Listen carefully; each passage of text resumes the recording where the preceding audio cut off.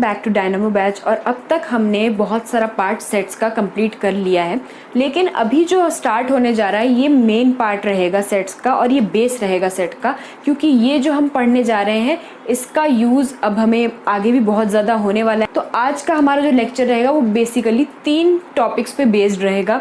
पहला रहेगा universal set, power set, Venn diagram और उसके ऑपरेशंस। ठीक है, तो यूनिवर्सल सेट और पावर सेट इसकी डेफिनेशन जान लें, वेन डायग्राम और उसके ऑपरेशंस ये जो है ये इंपॉर्टेंट पार्ट रहेगा और ये हम इसके बाद लें। तो ये जो हमारा आज का पोर्शन रहने वाला है ये बहुत इंपॉर्टेंट रहने वाला है, क्योंकि अगर ये नहीं देखा तो इसके आगे कनेक्ट नहीं हो पाओगे।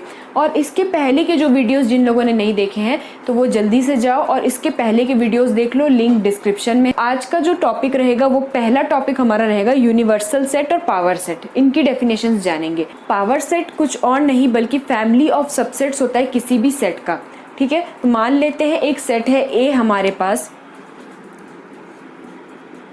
उसके अंदर एलिमेंट्स है 1, 2।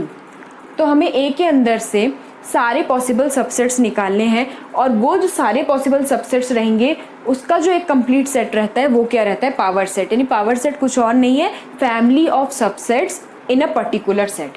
ठीक है, तो इसके अंदर कितने सबसेट्स आ रहे हैं देख लेते हैं। 1 आएगा, 2 आएगा, 1 और 2 आएगा। तो हमारे पास बेसिकली इसके कितने सबसेट्स आएंगे, 1 आएगा, 2 आएगा, 1 और 2 दोनों आएंगे। यानी ये जो सेट रहेगा ये खुद का भी सबसेट होता ही है। मैंने बताया ही था आपको पिछले वीडियो में, मैंने एक प्रॉपर्टी बताई थी कि every set is a subset of itself. 1 और 2 क्या है, ये सेट है और ये खुद का ही सबसेट भी हुआ। तो 1, 2, 1 और 2 ये जो 3 हमारे सेट्स हो गए हैं। और इसके बाद कोई और सेट होगा क्या, कोई सबसेट इसके अंदर आ रहा है क्या? तो आप लोग यहाँ पे बोलोगे नहीं, लेकिन फिर भी एक चीज़ छुपी हुई है जो मैंने पिछले लेक्चर में शेयर की थी आपसे कि इम्पॉर्टेंट नॉलेज था वो एम्प्टी सेट। एम्प्टी सेट छुपा हुआ है इसके अंदर और वो नहीं मिस कर सकते। तो 1, 2, 1, 2 और ये एम्प्टी सेट ये भी इसी के अंदर छुपा हुआ है। मैंने लास्ट टाइम ही आपको बताया था कि एक एम्प्टी सेट जो रहता है वो हर एक नॉन एम्प्टी सेट के अंदर एग्जिस्ट करता है। ये नॉन एम्प्टी सेट है और इसके अंदर एम्प्टी सेट ज़रूर एग्जिस्ट करेगा। तो ये जो हुए ये क्या हुए, ये सबसेट्स हुए। तो हम इसको ऐसे लिखेंगे, पावर सेट ऑफ ए। यानी पावर सेट ऑफ ए क्या है, ये सब है। इसकी डेफिनेशन क्या है, let A be a set. Power set of A is a collection of subsets या फिर family of subsets of a set A. ठीक है, और इसको डिनोट कैसे कर सकते हैं, पी ऑफ ए। तो आज हम लोग पढ़ने जा रहे हैं वेन डायग्राम, और वेन डायग्राम के लिए यूनिवर्सल सेट की डेफिनेशन बहुत अच्छे से पता होनी चाहिए। यूनिवर्स से ही को रिलेट करके इसको समझो कि यूनिवर्स जो रहता है हमारा उसमें सारे सेलेस्टियल बॉडीज एग्जिस्ट करते हैं। सेलेस्टियल बॉडीज मीन्स हमारे प्लैनेट्स, फिर कॉन्स्टिलेशंस और जो भी स्टार्स हैं। तो ये सब कुछ जो रहते हैं मेटेरॉइड्स वगैरह, तो ये सब किस में एग्जिस्ट करते हैं, ये हमारे पूरे यूनिवर्स में एग्जिस्ट करते हैं। तो यूनिवर्स क्या हुआ, एक तरह से इन जो छोटे छोटे सेलेस्टियल बॉडीज़ हैं इनका क्या हुआ, वो सुपर सेट हुआ। और ये जो छोटे छोटे बॉडीज़ हैं सेलेस्टियल बॉडीज़, ये किसके अंदर आते हैं, इस यूनिवर्स के अंदर आते हैं। तो मैंने इस यूनिवर्स को इस तरह से डेपिक्ट किया वेन डायग्राम के फॉर्म में। मान लो ये जो हमारा यूनिवर्स है और इसके अंदर जो आने वाले एलिमेंट्स हैं या फिर जो सेट्स हैं वो इसके अंदर आ रहे हैं, तो वो उसे हम क्या बोल सकते हैं, उसे हम सबसेट बोल सकते हैं। ठीक है, और ये जो यूनिवर्स रहेगा ये सबका सुपर सेट रहने वाला है। ज्योमेट्री में चलते हैं, ज्योमेट्री में इसको समझते हैं।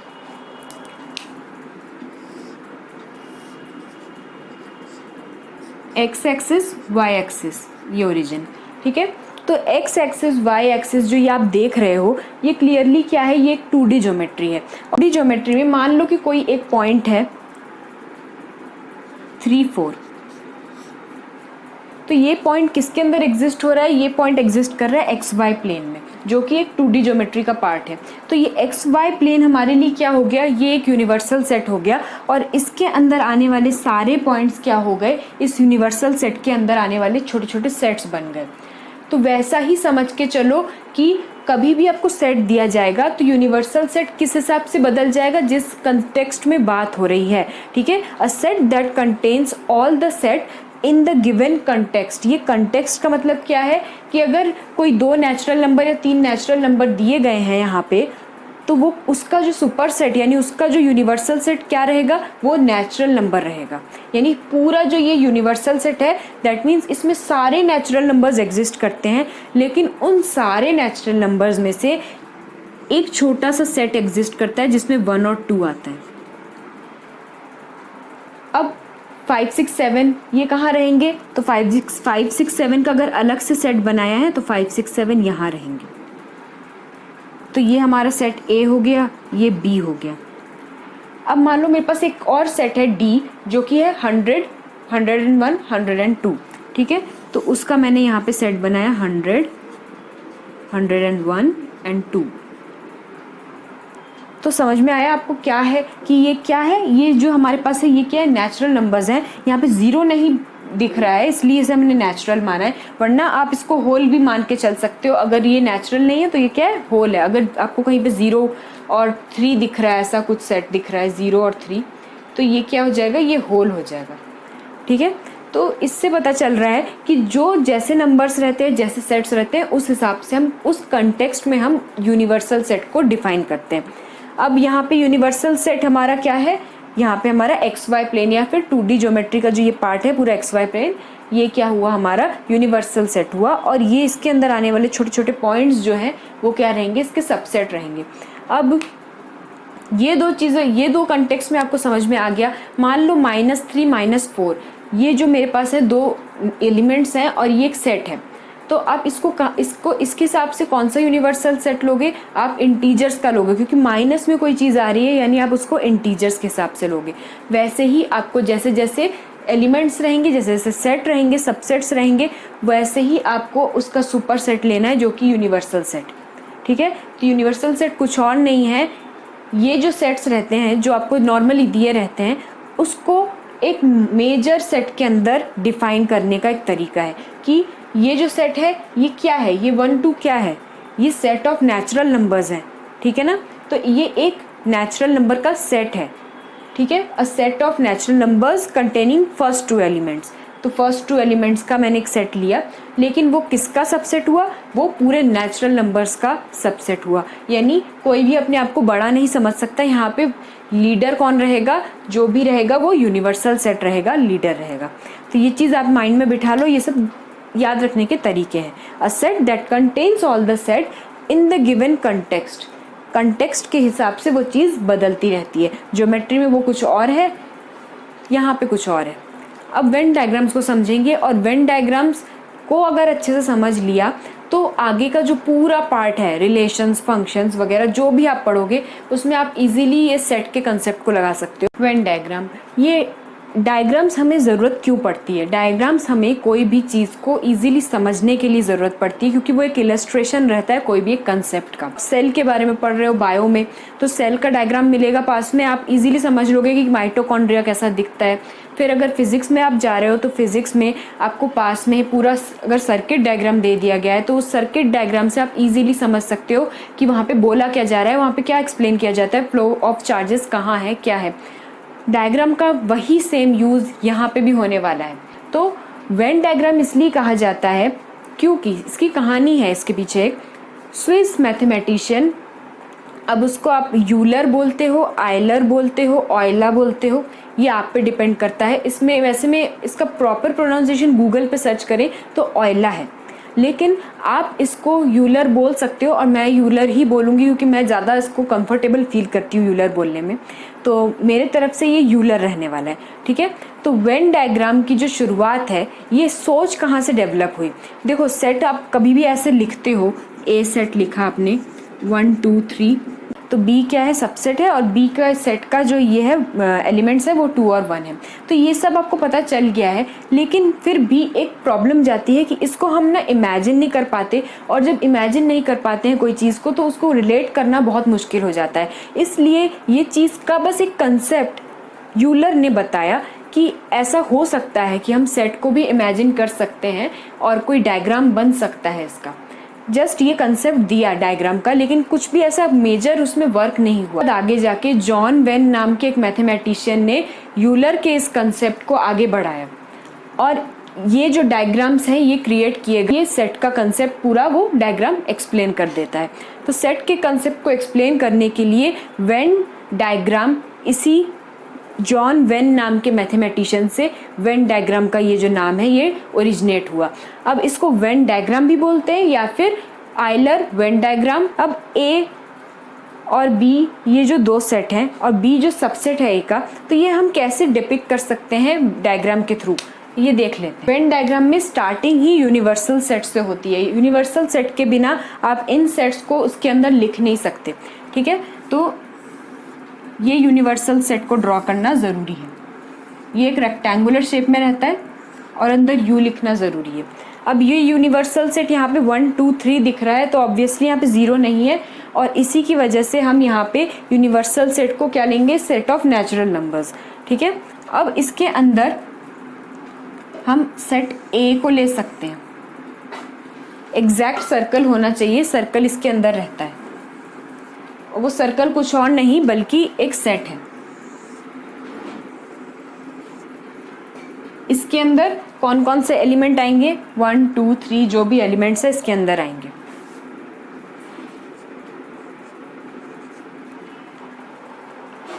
अब इसके अंदर आने वाले जो भी एलिमेंट्स हैं वो तो है ही, लेकिन बी जो है उसके अंदर इसके जो एलिमेंट्स हैं वो भी आ रहे हैं, 1 और 2 बी के अंदर आ रहे हैं। दैट मीन्स ये जो हमारा सेट है ये तो ए है, और ए के अंदर एक और सेट एग्जिस्ट हो रहा है जिसमें 1 और 2 ये एलिमेंट्स कॉमन है।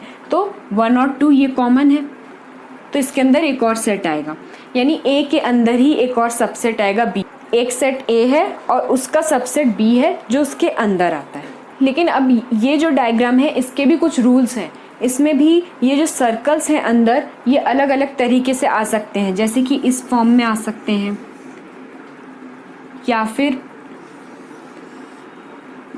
इस फॉर्म में आ सकते हैं। तो ये जो रूल्स हैं इसको मैं अच्छे से एक्सप्लेन करूंगी, और वो कुछ और नहीं बल्कि वो ऑपरेशंस होंगे। तो वेन डायग्राम का कंसेप्ट आपको समझ में आ गया कि वो ओरिजिनेट कहाँ से हुआ, उसकी हिस्ट्री हमने जाना। हमें इसकी ज़रूरत क्यों पड़ी, हमें इसकी ज़रूरत इसलिए पड़ी क्योंकि हम जो नॉर्मल सेट का जो कंसेप्ट था उसे हम ईजी बनाना चाहते थे, उसको हम ईजीली समझना चाहते थे और रिप्रेजेंट करना चाहते थे किसी फॉर्म में। तो हमने इस जो कंसेप्ट को है उसको इस फॉर्म में रिप्रेजेंट किया है। अगर हम कोई क्वेश्चन को इस फॉर्म में सॉल्व कर रहे हैं तो वो इधर से भी दिखना चाहिए। और इसके बाद हम लोग वेन डायग्राम के ऑपरेशंस, ये जो ऑपरेशंस है ये सबसे ज़्यादा इंपॉर्टेंट है, ये रूल्स आपको पता होने चाहिए। अब हमारे लास्ट टॉपिक पे आ जाते हैं, और ये लास्ट भी टॉपिक है और सबसे इम्पॉर्टेंट टॉपिक है। ऑपरेशंस को अगर जिसने अच्छे से समझ लिया उसको सेट का कंसेप्ट पूरा क्लियर हो जाएगा, ठीक है। तो अभी ऑपरेशंस को बहुत अच्छे से समझेंगे। हम लोग पहले देख लेते हैं कि ऑपरेशंस है क्या क्या। यूनियन ऑफ सेट्स, यानी कोई भी दो सेट का यूनियन लेना, ठीक है, यानी दोनों सेट्स को कंबाइन लेना। इंटरसेक्शन, यानी कुछ कॉमन रहेगा इनके बीच में और उसको हम बोलते हैं इंटरसेक्शन। डिसजॉइंट, डिसजॉइंट का मतलब पूरा अलग। डिफरेंस, कोई ना कोई एक सेट में से दूसरे सेट के एलिमेंट्स को सब्ट्रैक्ट करना, हटाना, एक पार्ट को हटाना, तो उसको बोलते हैं डिफरेंस। सिमेट्रिक डिफरेंस, ये भी समझ लेंगे, सिमेट्री में हटाना डिफरेंस, ठीक है। कॉम्प्लीमेंट, कॉम्प्लीमेंट कोई भी चीज़ को छोड़ देना, ठीक है, यानी कोई भी पर्टिकुलर चीज़ को छोड़ के दूसरा वाला पार्ट, यानी इस वाले मेरे सेट को छोड़ के बाकी का पार्ट। तो ये सब चीज़ें समझ में आएगी, 1 बाय 1 डायग्राम के साथ समझेंगे। तो स्टार्ट करते हैं यूनियन से, और यूनियन के बाद फिर इंटरसेक्शन, और यही हमारा सीक्वेंस रहने वाला है। इस सीक्वेंस में समझेंगे तो बहुत अच्छे से समझ में आएगा। अब सबसे पहले हम समझ लेते हैं यूनियन ऑफ सेट्स। यूनियन नाम से ही समझ में आ रहा है कि कोई भी चीज़ का यूनाइट होना या यूनियन लेना। जो सेट है इसमें कैसे एलिमेंट्स हम लेते हैं, a set of all those elements which belong either to A or B or to both A and B, यानी ऐसे एलिमेंट्स जो सिर्फ ए में हो या फिर सिर्फ बी में हो या फिर ए और बी दोनों में आते हो, ठीक है। तो इसका जो डायग्राम है ऐसा कुछ लिया हमने, एक ऐसा डायग्राम लिया, एक यूनिवर्सल सेट लिया, ठीक है। और इसको डिनोट कैसे करते हैं, यूनियन को ऐसे डिनोट करते हैं, ए यूनियन बी, ठीक है। तो अब ये और इस वाले में कंफ्यूज मत होना, ये जो है ये यूनिवर्सल सेट है, और यूनिवर्सल सेट में मैंने यहाँ पे ऊपर देखो लाइंस ड्रॉ कर दी है ताकि ये यू अलग से समझ में आए। और ये जो है ये यू नहीं है, ये यूनिवर्सल सेट का यू नहीं है, ये सिंबल है यूनियन का। अब यहाँ पे ए और बी दो सेट है और इसमें हमें यूनियन का क्या बोला गया है कि इसमें जो एलिमेंट्स रहेंगे वो एलिमेंट्स किसके रहेंगे, या तो ए के रहेंगे, यानी जो ए में रहे, या तो ए में रहे, या फिर बी में रहे, या फिर ए और बी दोनों में रहे। तो ये वाले जो एलिमेंट्स हैं बीच में, ये ए और बी दोनों में रहते हैं, ये ए में भी आ रहे हैं और ये बी में भी आ रहे हैं। तो ये जो एलिमेंट्स हैं ये दोनों में आते हैं। तो यूनियन में कैसे एलिमेंट्स रहते हैं, ऐसे एलिमेंट्स जो यहाँ पे रहे, या फिर यहाँ पे रहे, या फिर यहाँ पे रहे, कोई एक ही जगह पे, ठीक है, और लगा हुआ है बीच में। तो ए यूनियन बी का रीजन कैसे कवर होता है, वो ऐसे कवर होता है, दोनों का यूनियन।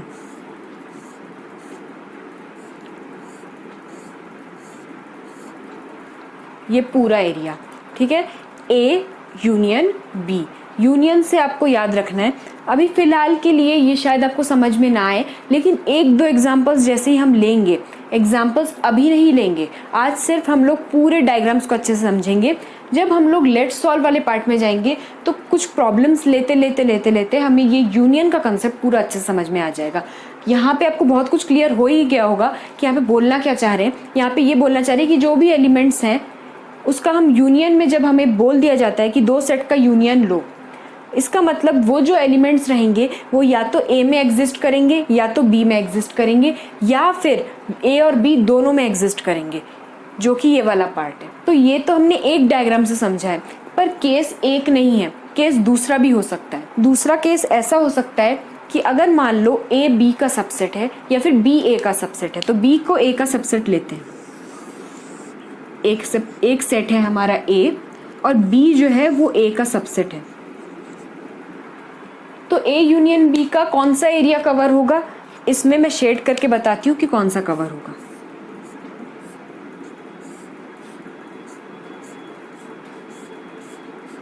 ये पूरा एरिया ए यूनियन बी में कवर होगा। अब यहाँ पे यूनियन हो रहा है, that means A or B दोनों को लेना पड़ेगा। तो बी तो ऑलरेडी ए के अंदर ही है, इसलिए मैंने इस पूरे एरिया को ले लिया। या तो एलिमेंट यहाँ एग्जिस्ट कर सकता है, या तो एलिमेंट यहाँ एग्जिस्ट कर सकता है, और यहाँ पे ए और बी दोनों का इंटरसेक्शन तो है ही नहीं, है कि नहीं है, आप ही बताओ। है, ए और बी दोनों का इंटरसेक्शन है, वो ये वाला पार्ट ही है, ठीक है। तो ए बी या फिर ये बी यानी इंटरसेक्शन वाला, ये मैंने पूरा एरिया मार्क कर दिया। उसके चांसेस कहाँ कहाँ है एग्जिस्ट करने के, वो जो शेडेड पार्ट है वो डिपिक्ट कर रहा है। यानी ए यूनियन बी इतने पार्ट में एग्जिस्ट कहीं पे भी कर सकता है। इसके जो एलिमेंट्स हैं वो यहाँ पे कहीं पे भी आ सकते हैं। तो हम नेक्स्ट समझ लेते हैं intersection of sets. It is a set of all those elements that belongs to both A and B. इससे पहले क्या था, या तो वो ए में एग्जिस्ट करेगा, या तो वो बी में एग्जिस्ट करेगा, या फिर वो दोनों वाले पार्ट में एग्जिस्ट करेगा जहाँ पे दोनों इंटरसेक्ट कर रहे हैं, ठीक है, वहाँ पे। तो यानी वो पहले वाले में यूनियन में क्या था, या तो वो यहाँ पे भी आ सकता है, यहाँ पे भी आ सकता है, या फिर यहाँ पे भी आ सकता है, ठीक है। तो इसलिए मैंने क्या किया था, मैंने सोचा कि अब वो इतने सारी जगह आ सकता है, तो ए यूनियन बी के पूरे एरिया को मैंने शेड कर दिया, ठीक है। लेकिन यहाँ पे जो सेट है, यहाँ पे ऐसा सेट बनेगा जिसमें ऐसे एलिमेंट्स आएंगे जो कि सिर्फ ए और बी के इंटरसेक्शन वाले पार्ट में ही एग्जिस्ट करेंगे। ए और बी ये इंटरसेक्ट कहाँ होते हैं, इस पार्ट में इंटरसेक्ट होते हैं। यानी ये पार्ट जो है ये कॉमन है, और ए और बी दोनों में आने चाहिए ऐसे एलिमेंट्स चाहिए मुझे। तो ए में भी आते हैं, ये आता है ए में, और यही पार्ट बी में भी आता है। यानी ये जो दोनों इंटरसेक्ट हो रहे हैं, ये सेंटर वाला जो पार्ट है वही मेरा क्या है, इंटरसेक्शन ऑफ सेट्स, यानी ए इंटरसेक्शन बी, ठीक है।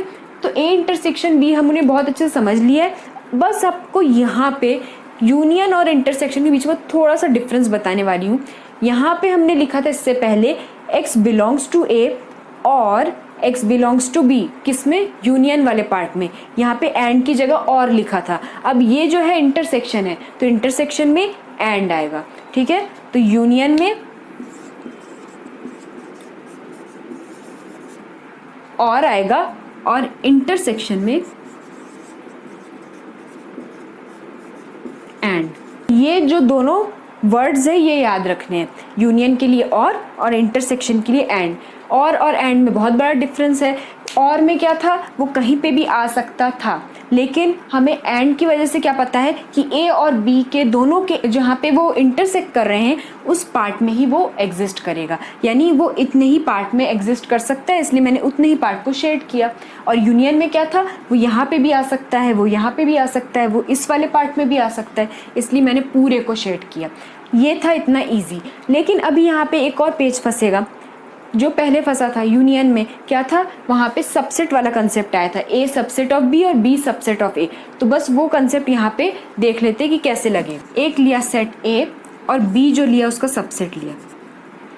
तो यहाँ पे अगर मुझे इंटरसेक्शन शो करना है तो मैं कैसे करूँगी? सबसे ईजी रहेगा अगर आप माइंड में वो याद रखो कि ऐसा पार्ट जहाँ पे ए का भी पार्ट आ रहा हो और बी का भी पार्ट दोनों कंबाइन हो रहे हो। यहाँ पे ए के भी एलिमेंट्स आ रहे हो और बी के भी एलिमेंट्स आ रहे हो। तो ये जो बी है ये अंदर आ रहा है ए के, दैट मीन्स इस बी के अंदर ए के भी एलिमेंट्स हैं और बी के भी एलिमेंट्स हैं। तो यही वो पार्ट है जहाँ पे इंटरसेक्शन हुआ है। तो यही वाला जो पार्ट है हमारा इंटरसेक्शन वाला पार्ट हुआ। थोड़ा सा इमेजिनेशन लेवल आपको बढ़ाना पड़ेगा। तो यही जो पार्ट है, ये अंदर वाला जो सर्कल है वो क्या हुआ, इंटरसेक्शन वाला पार्ट हुआ। यानी जो चीज़ पहले आप ऐसे देख पा रहे थे यहाँ पे, अब वो चीज़ आप इस सर्कल के साथ सर्कल के रूप में देख पा रहे हो, क्योंकि इसके जो एलिमेंट्स है, ए के जो एलिमेंट्स हैं वो इस वाले पार्ट में बी के साथ इंटरसेक्ट हो रहे हैं। दैट मीन्स यहाँ पे ए भी है, ए के भी एलिमेंट्स हैं और बी के भी एलिमेंट्स हैं। तो ये कंसेप्ट समझ में आ गया होगा। अब इसका उल्टा, अगर मान लो बी यहाँ पे है, अगर बी सुपर सेट हुआ और ए सबसेट हुआ, तो ऐसे कंसेप्ट में क्या हो रहा है, उल्टा हो रहा है। ए जो है वो क्या होगा, ये जो वाला पार्ट है इसके जो एलिमेंट्स है, ए के एलिमेंट्स ए के अंदर ही रहेंगे और बी के एलिमेंट्स भी ए के अंदर हैं, कुछ हैं, जिसकी वजह से ये वाला जो पार्ट है वो क्या हुआ, इंटरसेक्शन का पार्ट हुआ। तो इंटरसेक्शन का कंसेप्ट बहुत इजी है, लेकिन ये जो दो तरीके से हमने बाद में समझा, ये जो दो पार्ट्स हमने समझे बाद में, ये थोड़ा सा माइंड में रखना, क्योंकि सबसेट वाला पार्ट लोगों को समझ में ही नहीं आता। लोगों को लगता है यहाँ पे कोई इंटरसेक्शन हुआ ही नहीं है। ज़रूरी नहीं है इंटरसेक्शन ऐसे ही हो, इंटरसेक्शन ऐसे भी तो हो सकता है। क्या पता ये पूरा सेट उठ के ही इसके अंदर आ जाए और इसके जो एलिमेंट्स है पूरे के पूरे इसके अंदर आ जाए, तो ये भी एक इंटरसेक्शन ही हुआ। इसमें अंदर वाले को ही इंटरसेक्शन वाला पार्ट माना जाता है। तो ये दोनों चीज़ समझ में आ गई, यूनियन का केस समझ में आ गया, इंटरसेक्शन का। यहीं पे लोग सबसे ज़्यादा कंफ्यूज होते हैं, एंड और ये सारे वर्ड्स को लेके। इनको लेके बिल्कुल कंफ्यूज नहीं होना है, मैंने पूरा एग्जैक्टली समझा दिया है, दोनों का डिफरेंस भी बता दिया है। अब हम मूव करेंगे नेक्स्ट डिसजॉइंट सेट की तरफ। और डिसजॉइंट सेट को तो मैं यहाँ पे लिख के भी नहीं बताना चाहती, लेकिन फिर भी मैं बता देती हूँ, वो इतना ईजी है। अब हम फाइनली डिसजॉइंट सेट्स को समझ लेते हैं। डिसजॉइंट सेट्स क्या है? डिसजॉइंट सेट्स ऐसे सेट्स हैं जिसमें दो सेट्स अलग अलग रहते हैं। डिसजॉइंट मीन्स अलग अलग, जॉइंट ना होना, ठीक है। तो ये दोनों अलग अलग रहेंगे, यानी इन दोनों में अगर कोई एलिमेंट एग्जिस्ट भी हुआ तो सिंपल पता चल जाए, तो वो ए में है तो that means X belongs to A या फिर एक्स बिलोंग्स टू बी। तो ये केस जो है ये पूरा इजी है, समझ में आ ही रहा होगा कि इसमें ऐसे सेट्स जो एक दूसरे से कोई भी एलिमेंट शेयर ना करते हो, दोनों पूरे अलग अलग हो, ठीक है। अब डिफरेंस वाला पार्ट करते हैं, ठीक है। डिफरेंस ऑफ सेट्स यानी ऐसे set of elements which belongs to A and does not belongs to B. यानी ए माइनस बी सबसे पहले लेके देखते हैं कि डिफरेंस निकालना है, यानी ए में से बी को माइनस करना है, यानी ए में जितने भी एलिमेंट्स हैं उसमें से बी के एलिमेंट्स को हटाना है। तो ये मेरा पूरा ए है और इसमें ये बी के जो एलिमेंट्स हैं ना, ये वाले एलिमेंट्स ये आ रहे हैं, तो मुझे इनको हटाना है। दैट मीन्स मुझे कितना पार्ट चाहिए, मुझे सिर्फ ए का, जो प्योर ए का पार्ट है। प्योर ए का पार्ट कौन सा है? ये वाला है। इसलिए मैं क्या लिखूंगी इसको, ए माइनस बी, यानी बी को पूरा मैंने हटा दिया और बी में ये वाला पार्ट भी आ रहा था ए का, तो मैंने इसको भी हटा दिया क्योंकि मुझे प्योर ए चाहिए।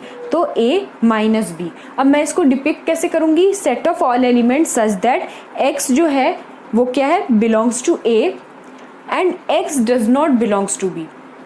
इतना इजी था, ठीक है। तो ये एक तो ये केस हुआ। अब ऐसा भी तो हो सकता है कि b माइनस ए हो, तो b माइनस ए हो तो ये डायग्राम कैसा रहेगा, तो B में से अगर हम A को हटा रहे हैं दैट मीन्स हमें A का थोड़ा भी पार्ट नहीं चाहिए, तो हमें ये पूरा A का जो पार्ट है ये पूरा A को हटा देना पड़ेगा B में से। तो B में तो ये वाला पार्ट ये A भी कवर कर रहा है, दैट मीन्स मुझे ये पार्ट पूरा हटा देना है, सिर्फ मुझे B का ही पार्ट इसमें रखना है। तो ये वाला पार्ट ही मेरा प्योर है और मैं इसी को रखूँगी, और यही प्योर B के एलिमेंट्स हुए। ठीक है, तो मैं वहाँ पे इसको कैसे लिखूँगी, B minus A, x is such that x belongs to B but x does not belongs to A, और ये हमारा फाइनल हो जाएगा। ठीक है, तो यहाँ पे उल्टा करना है, A माइनस बी है ना, तो यहाँ पे B की जगह A और A की जगह B, पूरा हमारा स्टेटमेंट बन जाएगा। तो मैंने फर्स्ट वाले के लिए आपको लिख के दिया है, सेकंड वाला आप खुद लिखोगे ताकि आपकी भी प्रैक्टिस हो। अब ये जो पार्ट है ये तो डिफरेंस का समझ में आ गया। एक होता है सिमेट्रिक डिफरेंस, और वो सिमेट्रिक डिफरेंस मैं इस वाले पार्ट में एक्सप्लेन करके दिखा देती हूँ इस डायग्राम में। ठीक है, तो अब हम सिमेट्रिक डिफरेंस को समझ लेते हैं। इस डायग्राम की ओर ध्यान नहीं देना है, ये डायग्राम हम बनाएंगे सिमेट्रिक डिफरेंस के लिए।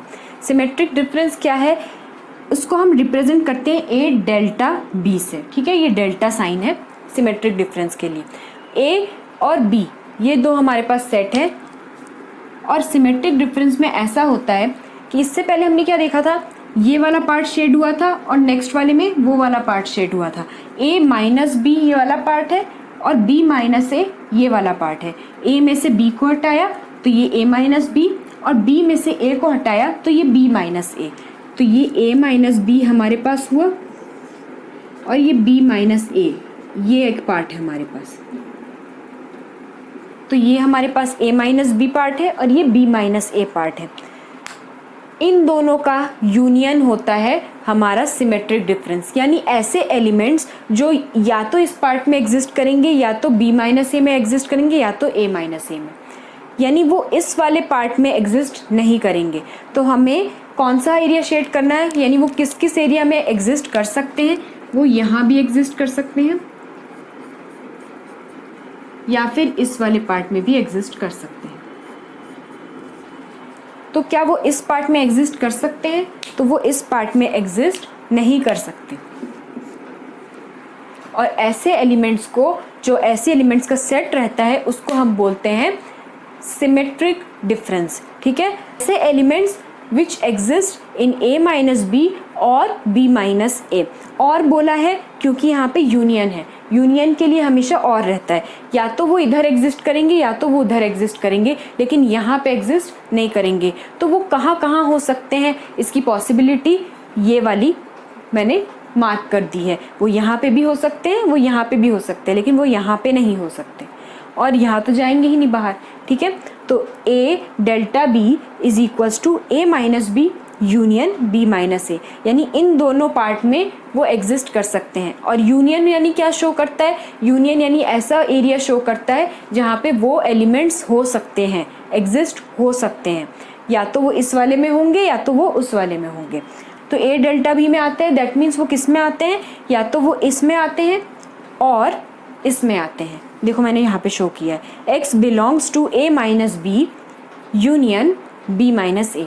यूनियन को हम दूसरा क्या वर्ड है, और है उसके लिए। ठीक, तो ये तो चीज़ समझ में आ गई, लेकिन हमने अभी एक चीज़ बोली है कि वो इस वाले पार्ट में एग्जिस्ट नहीं करता है। ये वाला पार्ट क्या होता है, ये वाला पार्ट होता है a इंटरसेक्शन b का पार्ट, यानी वो a इंटरसेक्शन b में एग्जिस्ट नहीं करता है। तो हम इसके बाद हम एक और चीज़ लिख सकते हैं, और वो ऐसा भी हो सकता है, for all x such that x does not belongs to A intersection B।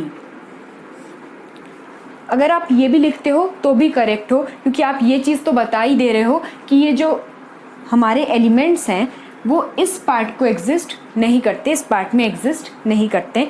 या फिर आप ये लिख रहे हो तो आप बिल्कुल प्रोमिनेंट हो, आप एग्जैक्टली क्या बता रहे हो कि वो इस और इस पार्ट में एग्जिस्ट कर सकते हैं। ठीक है, तो ये चीज़ इतनी इजी थी। सिमेट्रिक डिफरेंस, नॉर्मल डिफरेंस आपने समझ। तो कॉम्प्लीमेंट ऑफ अ सेट क्या है, कॉम्प्लीमेंट ऑफ अ सेट एक ऐसा सेट है जिसमें जो एलिमेंट्स हैं वो ए को छोड़ के सारे में एग्जिस्ट करते हैं।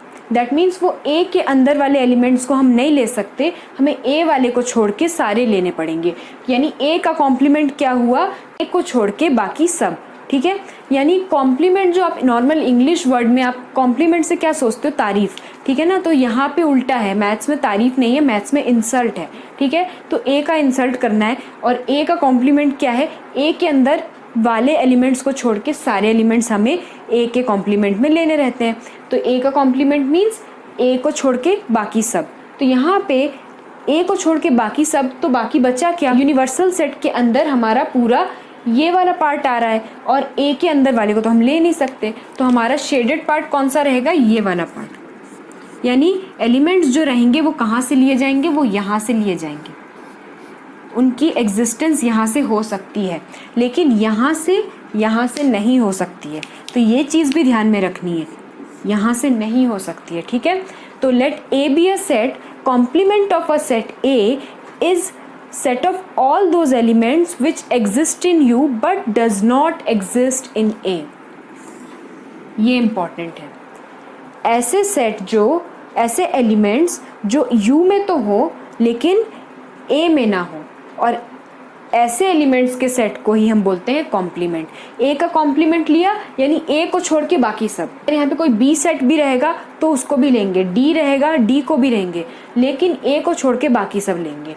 ए का कॉम्प्लीमेंट रहा। मान लो ए और बी दो सेट है, हमें ए का कॉम्प्लीमेंट लेना है। इसका मतलब क्या है, ये यूनिवर्सल सेट है और यूनिवर्सल सेट में ए को छोड़ के बाकी सब लेना है। तो हमें ये भी लेना है, ये भी लेना है, पूरा ये वाले पार्ट को लेना है और ये भी लेना है, ये भी लेना है, लेकिन ए को नहीं लेना है। अगर बी का कॉम्प्लीमेंट पूछा जाए तो बी को छोड़ के बाकी सब। लेकिन हम इसको डिनोट कैसे करते हैं, सबसे इम्पॉर्टेंट चीज़, इसको ए डैश से डिनोट करते हैं, ठीक है, या फिर ए कॉम्प्लीमेंट।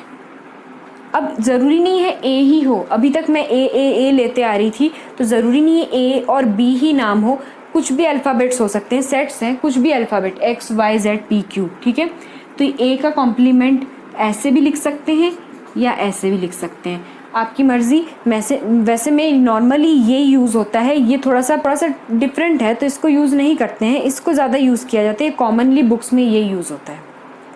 तो आई होप कॉम्प्लीमेंट भी समझ में आ गया होगा। और ये सारे ऑपरेशंस इतने इंपॉर्टेंट रहते हैं कि ये बेस क्रिएट करते हैं आपके सेट चैप्टर के लिए। और कई लोगों को यहाँ पे यूनियन, इंटरसेक्शन, ये इन्हीं कंसेप्ट में डाउट रहते हैं, तो इनमें डाउट बिल्कुल मत रखो, ये पूरे अच्छे से समझ लो, इनके डायग्राम्स ड्रॉ कर लो, क्या किस पार्ट में से हम एलिमेंट्स ले सकते हैं, किस में से नहीं ले सकते, वो सब भी जान के रख लो और अच्छे से इनको मार्क वार्क कर लो। मैंने जैसे पूरा आपको एक्सप्लेन किया है वैसे नोट सेट करो, तो आपको कोई भी प्रॉब्लम नहीं जाएगी सेट चैप्टर में। और फाइनली इसी के साथ एंड करती हूँ। अगर वीडियो अच्छा लगा हो तो लाइक करना, फ्रेंड्स को शेयर ज़रूर करना ताकि ये डायनामो बैच सब तक पहुँचे। अगर आप इस चैनल पे नए हो तो सब्सक्राइब करना मत भूलना। Do subscribe mathematics अनलीज्ड।